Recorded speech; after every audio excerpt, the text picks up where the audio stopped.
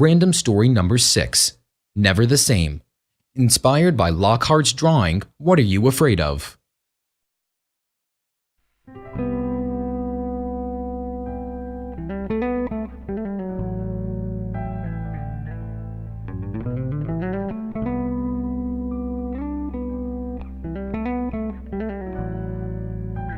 Tina watched Jerome nervously rub his hands together as he sat at the edge of his bed. He stared at the floor, lost in his own thoughts.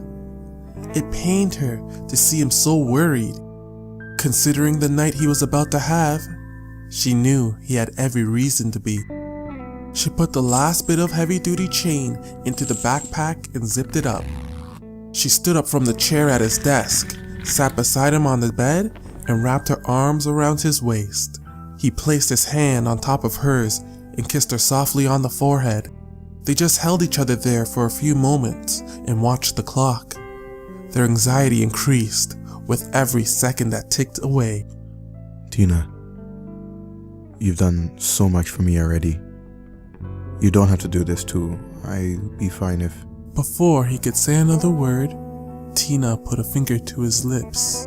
She gently grabbed his chin and turned his face towards her so they could look eye to eye. I want to do this, and I think you know me well enough to know that there is nothing you could do to stop me. Her lips slowly moved towards his to give him a tender kiss. She was right. He did know that about her. Despite only knowing each other for 2 months, they knew everything about each other. She knew about his obsession with jazz music. He knew about her passion for painting. She knew how devastated he was by his parents' divorce when he was a younger kid living in the Caribbean. He knew about her near-death experience, almost drowning at the beach when she was younger. Most importantly, she knew his deepest, darkest secret.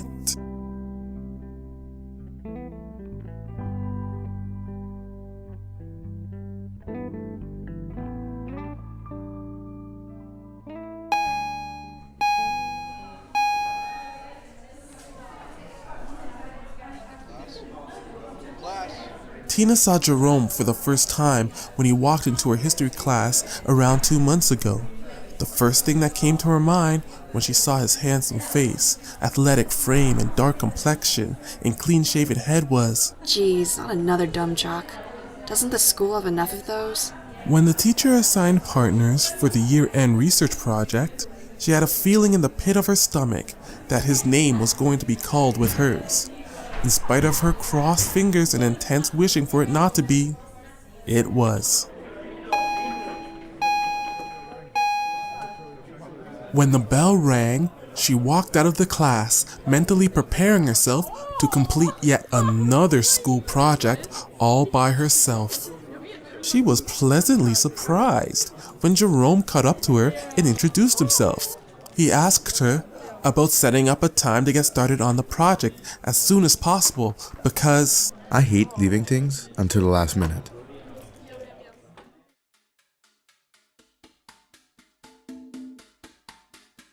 When they met the next day to work on the project, she was shocked to find they worked extremely well together and actually got a significant chunk of the project done. Much to Tina's delight, Jerome was far from a dumb jock. In fact, he didn't even like sports that much, and he appreciated her passion for art. He was very different from the superficial underachievers she was so used to at school. Over the next couple days, their bond grew tighter. On paper, they didn't have much in common. Tina was of Chinese heritage and lived with her parents and big sister.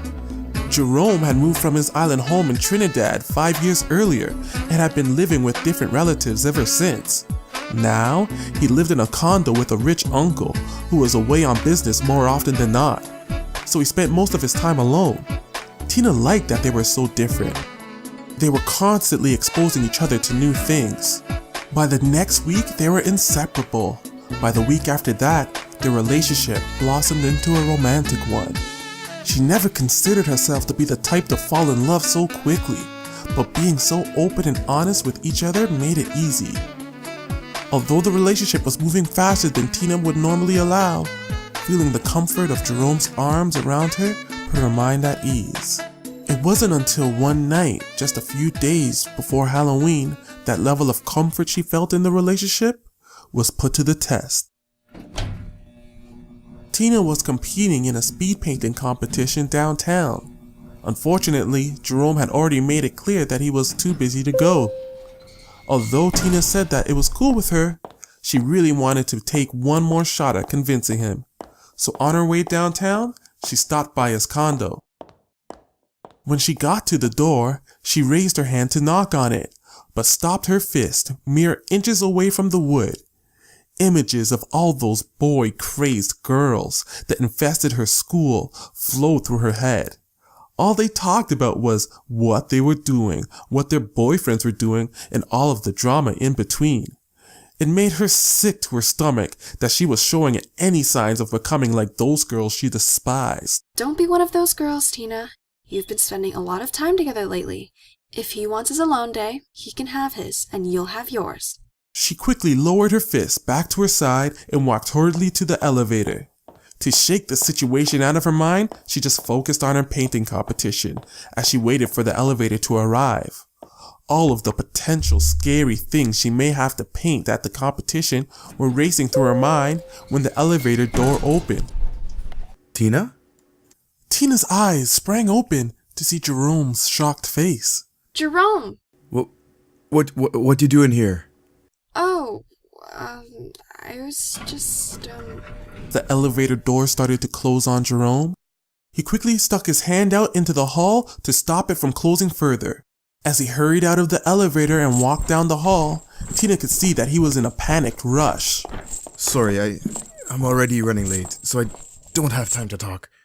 Tina barely heard what he said over the noise of loose metal clanking around in the large camping backpack he wore. Are you going camping or something? Well, it's just for the night. I like to have this time to myself with nature, you know? He went to the middle of his living room, quickly turning his head side to side, scanning for something. No, what is that stupid thing? What are you looking for? Can I help? It's got to be here somewhere. I can't have lost it. Jerome took off his backpack and let it drop. The ting of metal clanging together rang loudly throughout the room when it hit the floor. He bent down to look under his couch, then quickly got up and went into his bedroom. Tina walked over to the backpack. You know, you could have asked me if you wanted to buy camping gear. I know quite a bit about camping. Tina opened it up and reached in. All she felt was metal. She pulled out an iron chain with large links. Opening the bag up further revealed that it was full of chain. When she glanced up again, Jerome had just entered the room holding a heavy-duty lock. He froze when they made eye contact. What the hell is this? Listen, it's just for where I'm camping. Really? And where are you camping exactly? At some type of prison camp? Jerome walked over to the bag, snatched it from her hand, and stuffed the heavy-duty lock into it. Don't worry about it, Tina. Jerome said as he slung the backpack over his shoulder. I just need it. I've been camping a billion times, and not once have I ever needed 100 feet of heavy iron chain, said Tina as she followed Jerome out of the condo. Jerome locked the door behind them and started walking back to the elevator.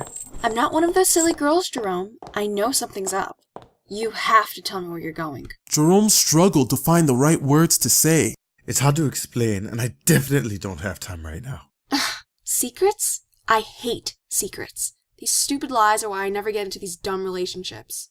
Jerome pressed the button for the elevator, then turned around and put his hands on her shoulders. He bent down to make sure that they could see eye to eye. Listen to me, Tina. I haven't lied to you once since the day I met you, and that's the truth. The elevator door opened, and they both entered it. Jerome pressed the ground floor button, then put his hand on his face in frustration as the doors closed. This thing I'm doing, and only this thing, I just... For your sake, for our sake, it's better that you don't know every little detail. Can't you just respect that and leave it alone? Said Jerome just as the elevator doors opened to the lobby. Tina pondered it for a few seconds as she followed closely behind him while he hurriedly walked through the lobby and out of the building. As soon as she got outside, She knew her answer. No, I can't respect that at all. Listen, I want you to have your day to yourself.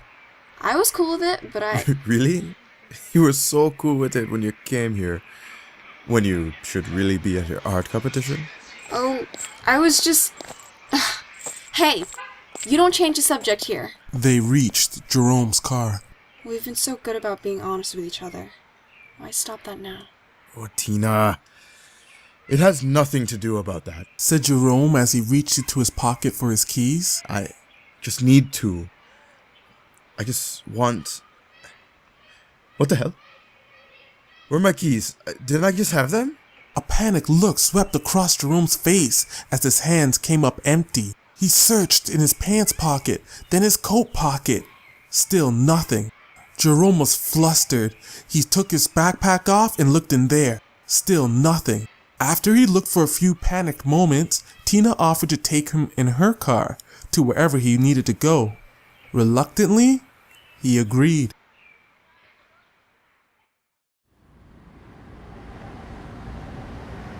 The ride was silent at first. Tina sped down the highway as fast as she could. She could tell by the way he kept shaking his leg that whatever was on Jerome's mind was torturing him. Regardless, she needed answers. Eventually, Jerome started to explain. Tina, I care about you so much, and... I don't need any of that sweet fluff. It's time to be straight with me, Jerome. What the hell is going on? Jerome looked out the window again and sighed. He stayed silent, trying to work out what he was going to say. Then, he took a deep breath. I'm a werewolf. Tina looked at him confused. As she tried to process what he just said, the car slowly started to drift into the next lane. The honk of a car snapped her out of her stupor. She quickly regained control and started driving straight again. So, what is that? Some kind of gang or something? No, Tina. A werewolf. You know, the full moon comes out, I turn into a wolf with big teeth and kill people. That kind of werewolf. Tina was insulted that he was joking around with her. She spent the rest of the ride trying to get the real story while Jerome insisted that it was true. In between her pleas for the truth, he gave her directions to where he wanted to go.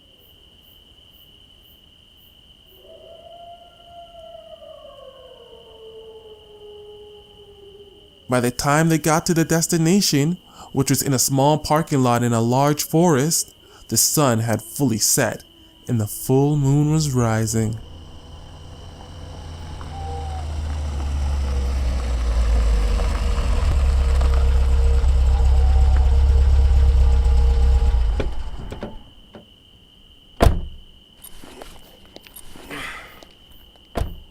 As Jerome got out of the car and grabbed his camping bag, he demanded that she go downtown to her art competition. I'm coming to see what the hell is going on, since you won't be straight with me.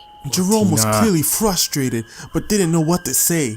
He looked up at the sky, then looked at her, then turned around and ran down a path into the forest. Tina followed him as best as she could, but it was impossible to keep up in her high-heeled boots. Fortunately, his painful moans and groans were loud enough for her to follow.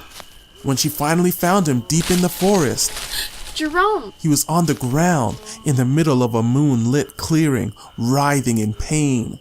Jerome's body was morphing. His clothes were ripping apart. Gray fur sprouted through the holes like rapidly growing patches of grass. A bushy tail grew out from his lower back. His face was becoming wolf-like, with two large fangs that protruded like a saber-toothed tiger's.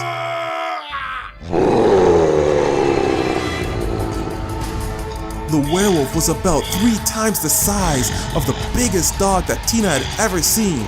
It looked directly at her, snarling and foaming at the mouth. Tina was frozen with fear. Suddenly, the werewolf charged at her. Tina screamed. She turned around to run, but tripped over the bag again. Before she could even try to get up, the werewolf pounced on her, pinning her arms to the ground. All of her screaming and frantic attempts to free herself were useless. The werewolf was too strong. Saliva splattered on her face as the werewolf growled menacingly. The werewolf howled so loudly that it echoed throughout the forest. Tina's ears rang. Her body tensed as she closed her eyes tight, bracing herself for the horrific pain that was certain to follow. But the werewolf let go. Screaming, Tina quickly covered her head with her arms. When she eventually stopped screaming, she realized that all she could hear was her own heavy breathing. She kept her head covered for a few more moments. When she finally got the courage, she opened one eye and cautiously lifted her head up to look around the clearing. The werewolf was nowhere to be seen. She sat there stunned. She didn't know what to think, what to do, or why she was still alive.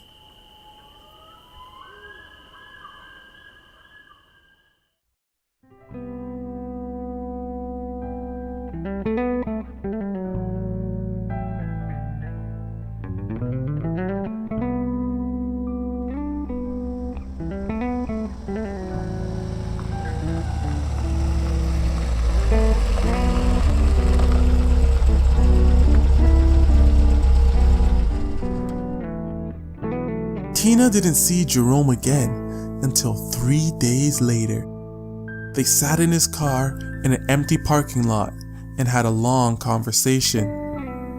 Jerome explained his life story again, but this time he included all of the werewolf parts he had conveniently left out before. They both traded stories of their experiences that fateful night. For Jerome, as usual, he didn't remember anything during his time as a werewolf. The last thing he remembered before he turned was falling in the middle of the clearing. The first thing he remembered after he changed back was waking up covered in blood in the forest beside a shredded deer carcass. As disgusting as that was, Jerome was relieved. It meant that he didn't make it out into the public, where he could really hurt people. When he went back to the clearing, where it all began, he was even more relieved to see that there were no signs of Tina. I'm just so happy you're alright. I have to keep it that way. So I'm leaving tonight. No, Jerome, I can help you. You'll never get that normal life you want if you keep on running away from this. But I don't want to be... You won't be. We can get through this together. Just trust me.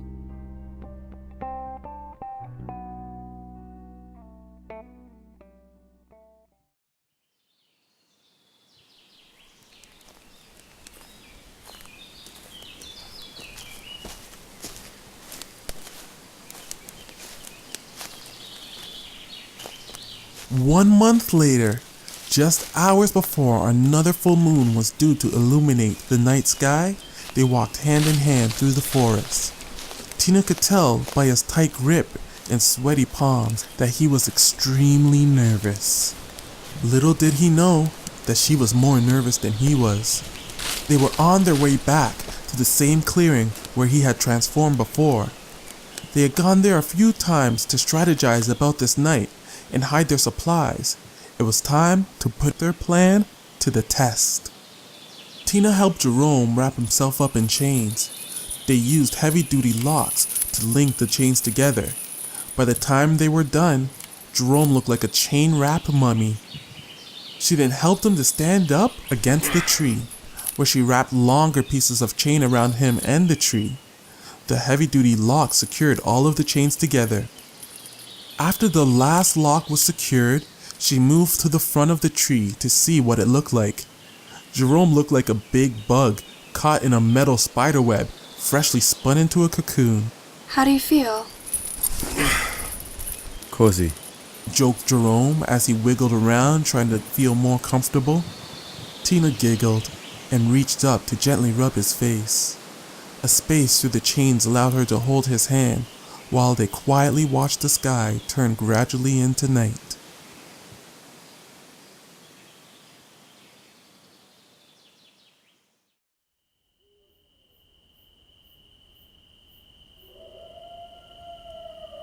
I think it's time for you to go. You need to get a head start to get far away. I'm not leaving you. What? Tina, stop playing with me. That's not what we planned. You said you'll be gone before I start changing. No, I said I'll make sure that I'm safe before you start changing. Being right here is the safest place for me to be. That's the most ridiculous thing I've ever heard. You know what happens when a full moon comes out, right? Yes, I do. She replied as she picked up a 5-foot-long chain. And I'm not going anywhere. One end had a handcuff, the other end had a brass clamp. What are you doing? Tina put the brass clamp on Jerome's wrist and attached the handcuff to hers. Tina, unlock this and get out of here. Don't be stupid. Calm down, Jerome. Trust me, this will work. Tina. He groaned in pain as he tried to say something more. Tina felt the fur on his hand begin to grow. She looked up into the sky to see the full moon shining brightly. Jerome's harsh groaning brought her attention back to him. His face was full of anguish as he tried unsuccessfully to hide his pain. He started shaking and screaming. Tina felt a prick on her hand. Werewolf claws were growing quickly. She let go of his hand and stepped back as far as the chain would allow her.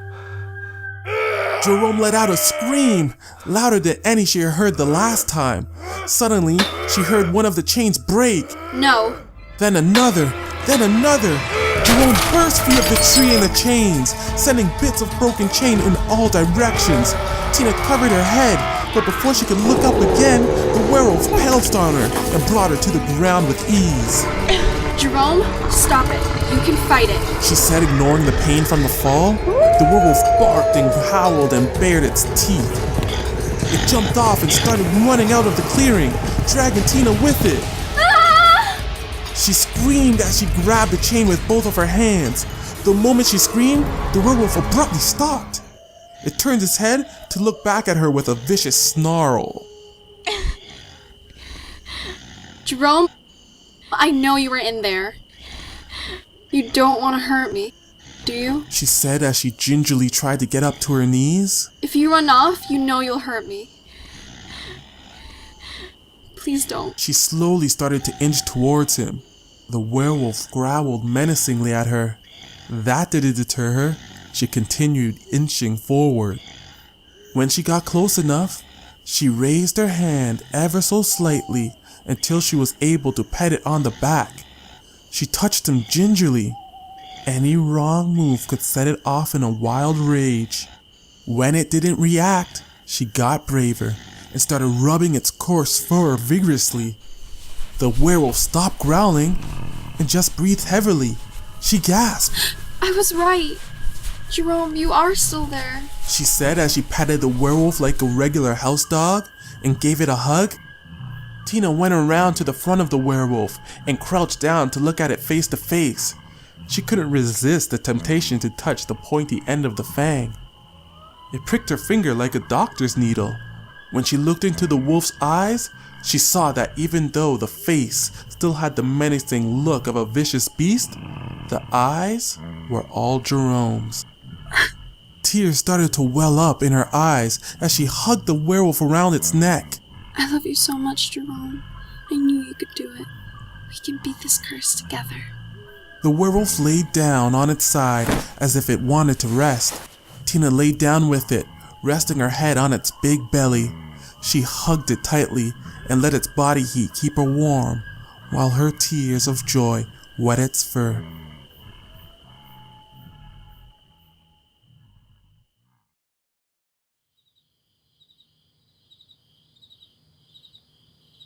The next time Tina opened her eyes, it was still dark outside.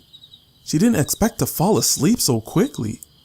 As her eyes tried to adjust to her surroundings, she thought she noticed something in the bushes. She squinted her eyes, trying to get a clearer view of it. Suddenly, a beam of light shone brightly on her face. Before she could figure out where it came from, something was thrown over her and the werewolf. The werewolf howled in pain so loudly it hurt Tina's ears as soon as that thing touched it. Tina quickly realized that some kind of metal net had been thrown on top of them. It was causing the werewolf to shriek in pain with every move it made. The werewolf couldn't stand up straight. Well, what do we have here? What are you doing? Get this net off of us. What am I doing? Well, I've come here to kill that thing you're laying on. Now let me ask you a question, darling. How can you be so close to this thing and not be shredded to bits by now? Just leave us alone. It's my dog. The man laughed loudly. Tina was able to catch a glimpse of him in the light of the flashlight. He had a long, pointy beard with a long handlebar mustache. He was wearing some sort of wide-brimmed hat that looked like it could have come from the 1920s or something. He also had a crossbow pointed right at them.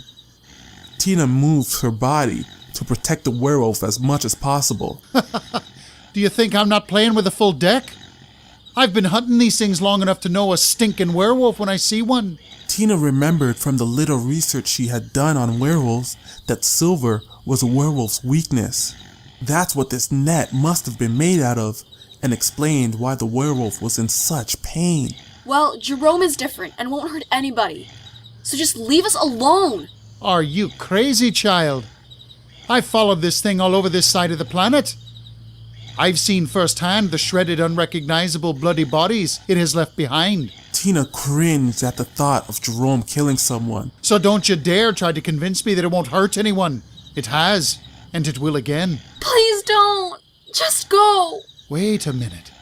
Are you in love with it? Did it fall in love with you? Is that why he stayed?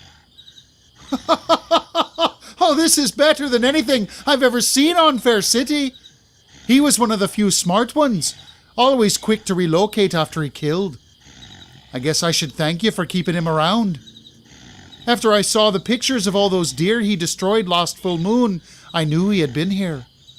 How romantic. It was the love of a wee doll like yourself that kept him around. The sun was barely peeking over the horizon as dawn approached.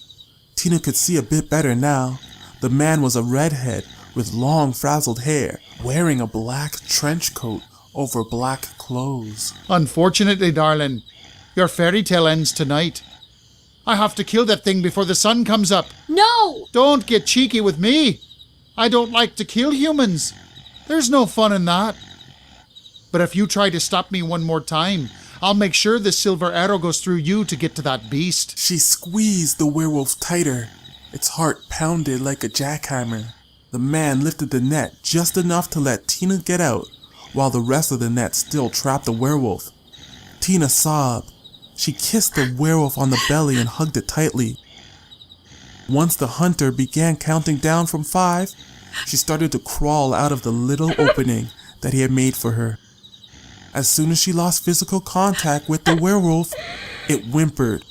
Tina desperately wanted to stay, but the hunter was down to 2. She continued to crawl out until she was clear of the net. She tried to stand up, but the chain she had handcuffed to Jerome wasn't long enough. You must be kidding me. You handcuffed yourself to this beast? Are you mad, child? Stay still while I cut that chain. The hunter bent down to reach for something in his boot with the same hand he held the crossbow with. Tina kicked the crossbow out of the hunter's hand. Then she bent down, grabbed the net, and flung it as high as she could into the air to get it off the werewolf. No! Run, Jerome! She started to run away from the hunter and pulled the rest of the net off the werewolf. The werewolf got up to its feet.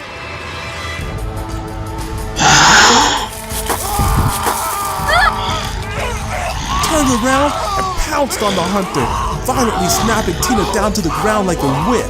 The blood-curdling screams of the hunter and the grunts, growls, and gnashing of the werewolf tortured her ears.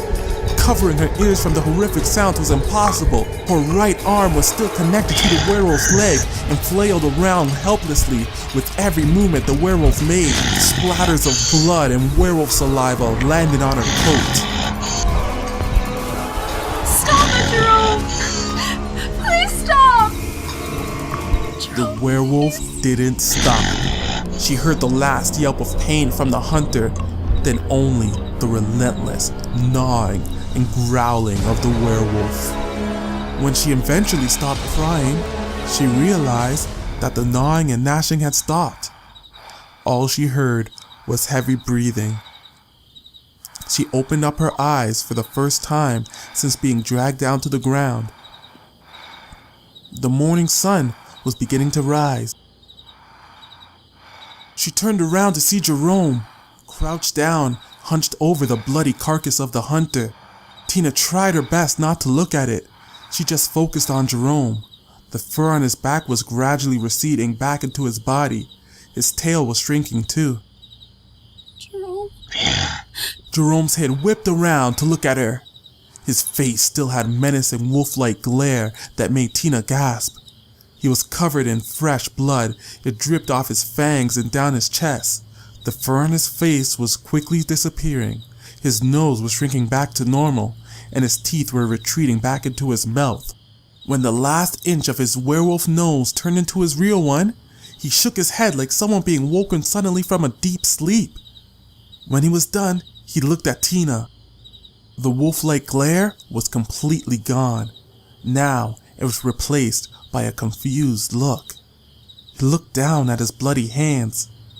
Then he turned around to see the bloody carcass behind him. He whipped around and looked back at Tina, his face filled with disbelief. They both stayed there, staring at each other without saying a word. They didn't know how to say what they both knew they were thinking. Their relationship would never be the same.